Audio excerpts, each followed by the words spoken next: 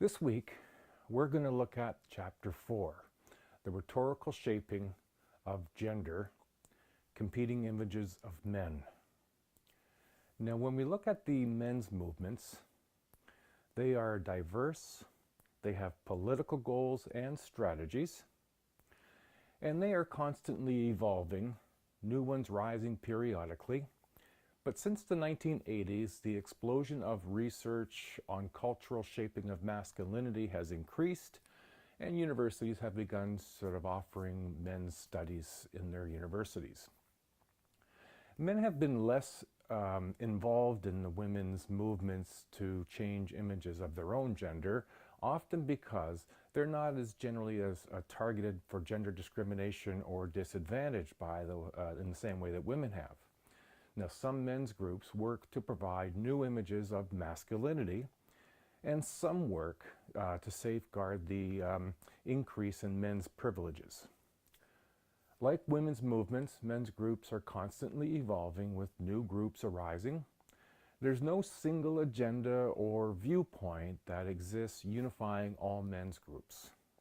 Now, some men's groups are allied with feminist organizations, liberal branches, while other groups, they work to safeguard and increase men's privileges and rejecting feminism. Masculinity has been an increasingly popular area of study since the 80s, and men have been both in support of and in opposition to women's movements, and their movements have often begun in response to women's movements. So let's look at some general categories of men's groups. We're going to check out the pro-feminist groups, the masculinists men groups, and we'll look at a more contemporary men's movement. Now, rhetorical, in case you're wondering, rhetorical is really just the persuasive argument. And so when we look at, as in this week, the men's movements, and next week we're going to look at the women's movements, when we see in the title the rhetorical persuasion or rhetorical, arguments, or the rhetorical, what we're meaning is these persuasive arguments that are used to defend a side or to make a point. And so these are the persuasive arguments that men have used for, masculinity and promoting, or for the, if you will, argument for why women's movements have been disadvantaging men. And so it's their strength of argument. Now, you may agree with it and you may disagree with it. And in gender studies, it's not about what you agree with as much as you have a foundation behind what you believe in. And so this is the beginning of looking at a chapter which will start looking at rhetorical or strength of arguments that may or may not resonate with you. And in this course, you're not judged on what resonates with you, but you are looking at and will be given the opportunity to explore all these different areas of gender and see what resonates with you, what the evidence has been saying, where the research and the persuasive arguments are, and if you disagree, then what is your persuasive argument against? Explore, have fun, and let's see where this leads us. Pro-feminist men's groups. Now, they're also known as progressive men or male feminists.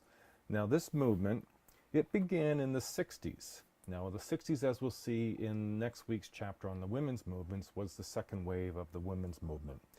And as men faced the sexism presented in the new left group, the new left groups like, now I'm going to give you, this is also in your textbook, the SNCC, which is the Student Nonviolent Coordinating Committee, and the SDS, Students for the Democratic Society. Now remember, this is a very volatile period in the 60s where there were a lot of different movements. You might remember about, the hippies and the anti-establishment groups and the women's movements, and still with the rising of the black support groups. So there was a lot going on in this time. And they generally associated themselves with liberal feminism, that men and women are basically alike and should be treated equally. They were working hard at bringing attitudes and behaviors in line with an egalitarian ideology. So, and as a way of explaining, the way that society generally has been seen to be set up is what is known as patriarchy, where men tend to have the authority and women tend to be less in that position. The families were set up that way. Men had traditionally been head of the family, the breadwinner, and women had not been. They'd been supporting the family. And so there had been this inequity, not just in the home, but in society generally. Men were in positions of authority when it came to the law. They were police officers, they were judges, they were lawyers. They were heads of businesses, they were the political leaders, and women typically were not. And so this is an example of how it was a patriarchy society. Now, there are alternatives. There is what's known as a matriarchy. Now, this isn't generally seen in very many places in the world in human society. You find this within elephants. It's the matriarch, or the women who are the leaders of the pack, if you will. But what they were looking for was not to change patriarchy into matriarchy. They were looking at what is known as egalitarianism, which is the equal distribution of authority and influence, and that both men and women are equitable. They need each other's capacity, and that if women given the same opportunities as men would benefit society and would benefit families and would benefit. And so the focus of being egalitarian ideology was not just that of women, but it became a part of what men were experiencing. They were ashamed when confronted with this hypocrisy. So the pro-feminists were supporting women's battles for equitable treatment, and they had some things that they were predominantly endorsing. Now, one would have been equal pay for equal work, hiring and promoting women, increasing in parental leave, and affordable child care. So these were very important elements to pro-feminists. They were, of course, parts of the feminist movement and what they were strongly endorsing. And so the pro-feminists were adopting some of the similar perspectives. Now, this wasn't all happening in Canada and the United States at the same time, although some of it was. And so your textbook takes a particularly American slant. But these were happening in Canada, but maybe not quite as boisterously as it might have been in the United States. Now, some pro-feminists perform what they call the traitorous identity. And basically this is is when a man who is a member of a group challenges particular attitudes or actions that may be common and accepted among members of that group. Now, for example, perhaps you're in a group of your friends and someone starts to tell a sexist joke, that the traitorous identity would stand up and say to his friends in that group and criticize the commonly accepted attitude and actions and engage in a personal dialogue. It's not always easy, but this is what many pro-feminist men would do in adopting this traitorous identity, was in a way of infiltrating, if you will, and persuading men that they are part of the problem when it comes to a number of issues like domestic violence and like supporting the patriarchal perspective. So pro-feminists wanted to develop the emotional capacities that society had discouraged from men. Men had long time been expected to, don't cry, big boys don't cry, and be stoic and quieten your emotions. Emotions are for women, not for men. And so this pro-feminist group were starting to challenge these sorts of attitudes and actions that may be more common and accepted among members of they wanted to encourage men to be more sensitive, caring, open, and engage in meaningful relationships with others. And so through the 30s, the 40s, the 50s, even a good chunk of the 60s and the 70s, and even into the 80s, there was this very strong men don't cry, men don't express emotions, men just do things. They don't think about what they do, they don't emote. And of course we know that's not really the way that is. Men are just as capable of an emotional expression as are women. And so, for example, my father later in his life, much after his retirement, started to reach out and connect in more meaningful ways with his children, and more specifically with his grandchildren.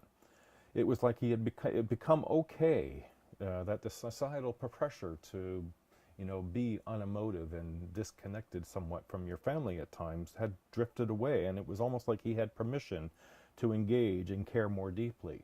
Now, he's 84 now, and I think that really enriched who he felt he was and how he connected with his family. So let's look at some of the organizations and movements supporting anti-violence and pro-feminist view.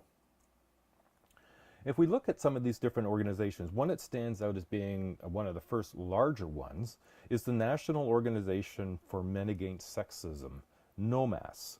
Now, it has a male feminist organization that sponsors workshops, speakers, and annual conferences, increases men's awareness of options for emotional expression, and ending men's violence, and developing pro-feminist studies, and supporting education against homophobia. This is just a screenshot of their website. Now, they have four main areas in which they focus on. One is the reorganizing and resisting of masculine power and privilege. They see it as being an issue. They see it as being what affects what women are capable of doing, and this is not something that benefits men any more than it benefits women. They look at ending of violence against women. They see this as being not just a women's issue, but a men's issue, because it's men who are violent against women. So men need to be retrained, if you will, and reestablish relationships with women in a more positive manner. Ending homophobia and its associated violence. Needing to be able to look at and see people as people and not judge them based on their orientation. A person is a person.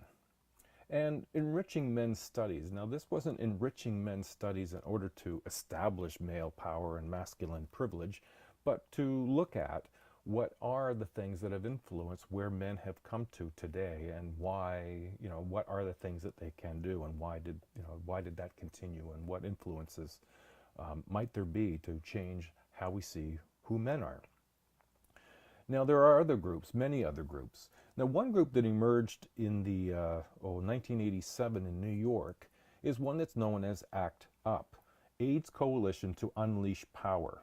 Now, this was established back in '87, around about the height of the AIDS epidemic and how it was being portrayed in that period of time. And they fought for more positive medical treatment and for changes in societal view about HIV and AIDS, that it wasn't just a homosexual issue, but in fact it was a wider issue than that.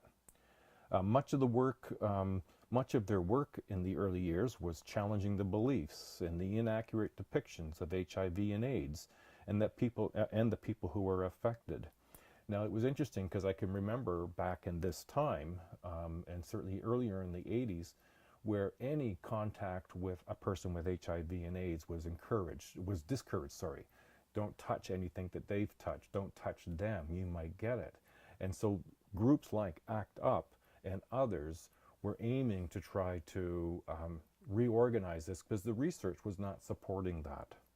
And so part of this strength of this group, if you will, was that they chose leaderless democratic strategies, which really encouraged participation. There wasn't a person who stood up and led everybody. Everybody took a part.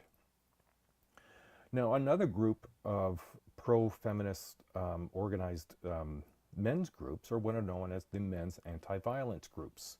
These groups see violence against women as a men's issue, since most violence against women are enacted by men. And they reason that violence against women, not just women's issue, because the majority of violence against women is enacted by men, therefore prevention of violence is a men's issue. Now, one of the groups that that's one of the largest groups, came out of Canada in 1991, and it's known as the White Ribbon Campaign. And you might be familiar with that. When they're around November 25th to December 6th, white ribbons are disseminated around. You can donate to the campaign. And this is in response to the 14 women that were shot down and massacred in Montreal in an engineering department in class. So this is the White Ribbon Campaign. It's an international organization founded in Canada by two men, men committed to ending violence against women, and its the largest anti-violence group in the world. Members wear white ribbons between November 25th and December 6th as a symbol of their opposition to violence against women. The White Ribbon Campaign members present workshops within their communities that demonstrate violence, including physical violence, emotional violence, and sexual harassment, is generally committed by men and encourage men in attendance to take responsibility for stopping it and speaking out. Now, the White Ribbon Campaign emphasizes that they are not male bashers by acknowledging that the majority of men are not violent. Now, this group works to support women's groups and activism. Now, some of the critics of the White Ribbon Campaign argue that it doesn't go far enough in its analysis, that the problem is not a few violent men, these critics argue, but that the way in which men and masculinity are defined and formed in contemporary societies. Now, another group that you've probably seen at some point, if you've lived in a city anywhere, is what's known as the Walk a Mile in Her Shoes. And it was formed in California in 2001, and it focuses on men. To encourage more men to get involved in anti-violence work, this group organizes events where men wear high heels and march through local streets. The sort of adage is, first you walk the walk, then you talk the talk. Another group that has emerged is what's known as the Mentors in Violence Prevention, MVP. It's an educational program founded by Jackson Katz that seeks to teach men about the ways in which aggression and violence are closely linked to cultural views of masculinity and are routine parts of their socialization, that is, the socialization of men. MVP focuses on the roles of normative masculinity and the ways in which violence is seen as a normal part of manhood in our society. MVP emphasizes the role of the bystander behavior, or how those who are aware of violence respond to it. MVP states that men must take personal responsibility to stop violence, both not committing it and by refusing to condone it or allow other men's violence. And so it's these groups that are pro-feminist in large part are aiming to do what they can to, if you will, re-socialize who men have often been viewed, have had to view themselves or have been taught, if you will, socialization. Now, we're going to get into that chapter a bit. We're going to talk about socialization quite a bit more as this semester unrolls. And socialization really is the role of parents, society, media, education that has on giving all, both men and women, the messages of what it is to be masculine and feminine.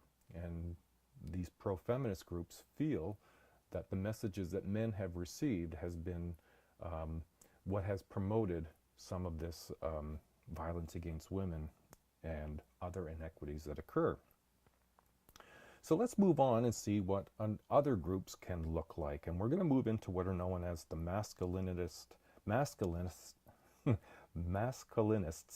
men's movement.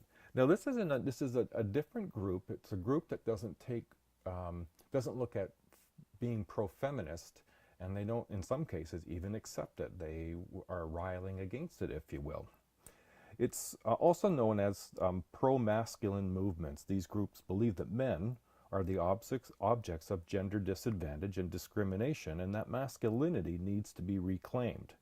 They are positioned against feminism and against pro-feminists.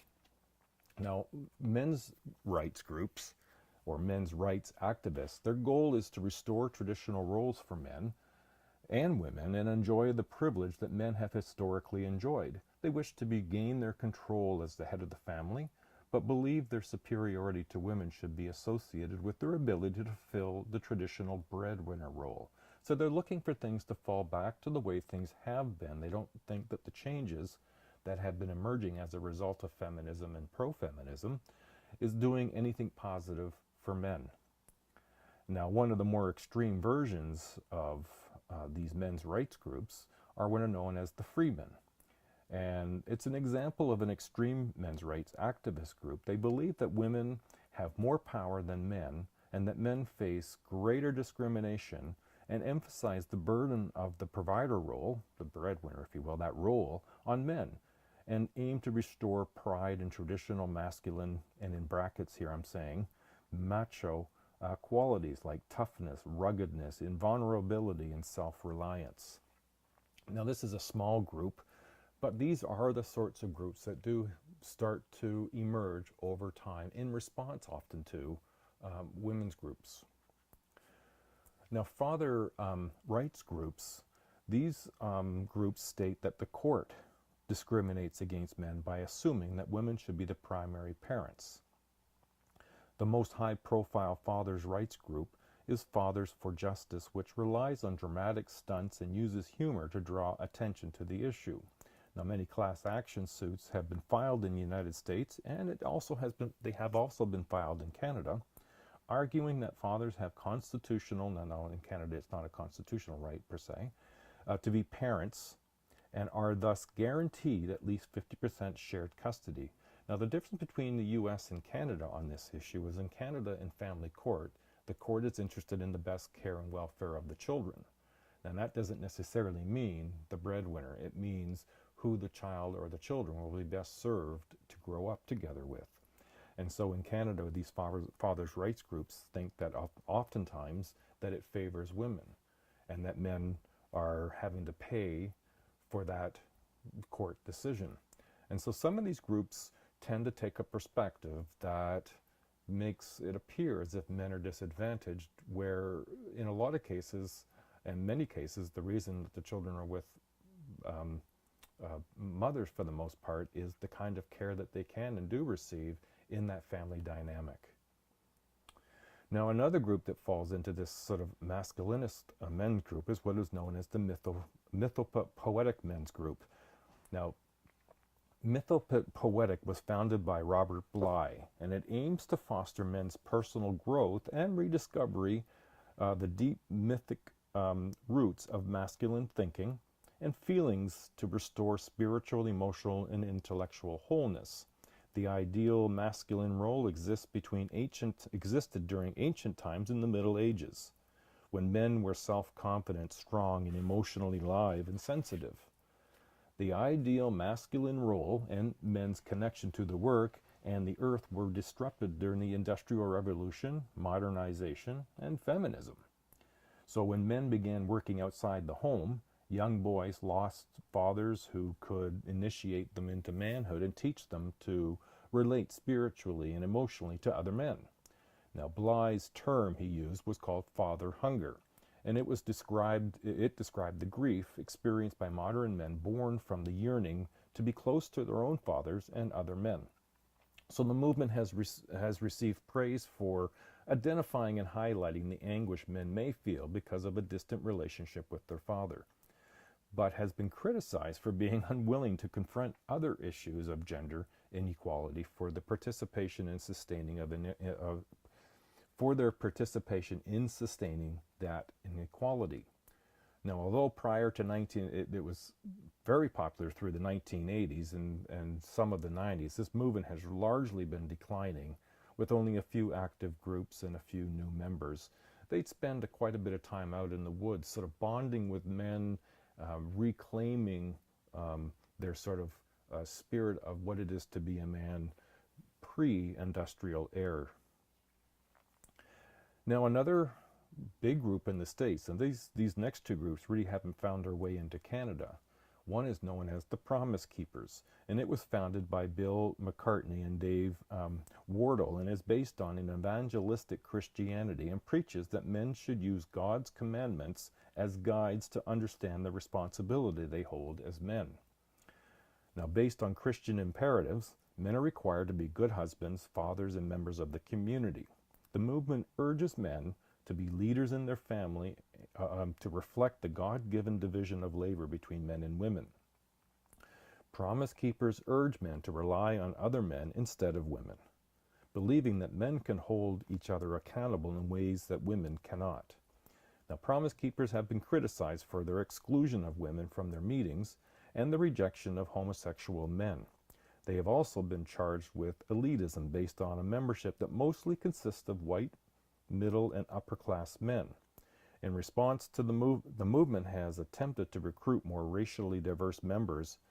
It's elected an African-American president of their group, and they've also softened their rhetoric about husbands leading wives. Currently, the movement has experienced a steep decline in membership, but is trying to reinvigorate itself through international expansion. Now, another group that falls in the same masculinist groups, and you may have heard of this one or heard of this one, it's called the Million Man March. And this was founded by Louis Farrakhan out of the United States and the Reverend Benjamin Chavis Jr., aimed at bringing black men together to pledge themselves to spiritual transformation and political action. The first march was held in 1995, and it's been an annual gathering since. Men are asked to register to vote, fight drugs in their lives and in their communities, stand against unemployment and violence, and recommit themselves to their wives, families, communities, and their churches. The Million Man March has been praised as a positive, uplifting movement for black men, and it's been criticized for excluding women and for encouraging black men to focus on their rage on themselves instead of on the larger system of inequity, for being anti-feminist and anti-gay, and for holding overly conservative views of the family and of women. Sorry if I mispronounce his name, Farrakhan created the Million Man movement to respond to some of these criticisms. The group defines itself as an ongoing movement rather than an annual event, and includes all sexes, races, and sexualities. The Million Man More movement, this is the alternative to the Million Man movement, focuses on community development, social and political change, and spiritual and educational growth. Now, as you can see, there's quite a difference between the masculinist groups and the pro-feminist group. Now, these have some of their experiences in, from the 60s through the 70s and into the 80s. This next group is a more contemporary group. This is known as the Good Men Project, and it serves to start a national conversation about what does it mean to be a good man today. The goal of the organization is not to dictate what it means to be good, but to help men formulate their own definitions based on men's stories and experiences. The organization's publication allows men to express themselves without fear of judgment. However, many women also tend to read the magazines in hopes to better understanding men's lives, because a lot of the magazines that are out there that look at men aren't necessarily a particularly good model, and they're hoping that this might be an example of something to sort of have the conversation of what it is to be a good man. Okay, now what I'm hoping that we'll do, and you'll get out of this, is to see there isn't just one perspective about men looking at men's issues, that these issues are quite broad and even quite opposite. And when we move into the women's group, we're going to see that sort of shift as well, and that variation, and there isn't just one way to approach men's and women's issues. All right, so let's carry on the good fight, and we'll see you in week 5. Bye now.